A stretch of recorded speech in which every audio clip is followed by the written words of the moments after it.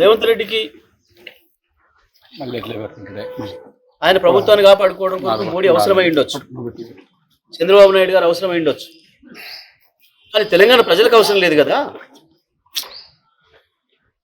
నీ పదవి కొరకు మా గొంతులు నిండబెడతా అంటే ఎట్లా ఊరుకుంటుంది తెలంగాణ? తెలంగాణ తెచ్చిన నాయకుడిగా, ప్రజలు ఇవాళ ప్రధాన ప్రతిపక్షంగా ఇచ్చిన బాధ్యతలు తీసుకున్న నాయకుడిగా ప్రజల తరఫున కొట్లాడాల్సిన బాధ్యత కేసీఆర్ పైన ఉంది. ఏం మాట్లాడినో ప్రజలందరూ కూడా విన్నారు. ఏమన్నాడు? ప్రభుత్వం తోలుదిస్తా అన్నాడు.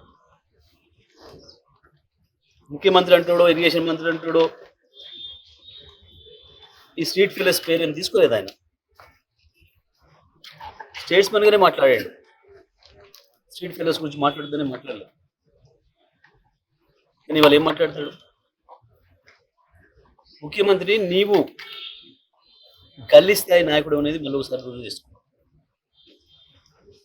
నిజమే, మాకు రాదా భాష? వాడెంత గొట్టంగాడు, కేసీఆర్ కాలికి గోటి సరిపోడు అనొచ్చు మేము కూడా. మేము అనడం లేదు.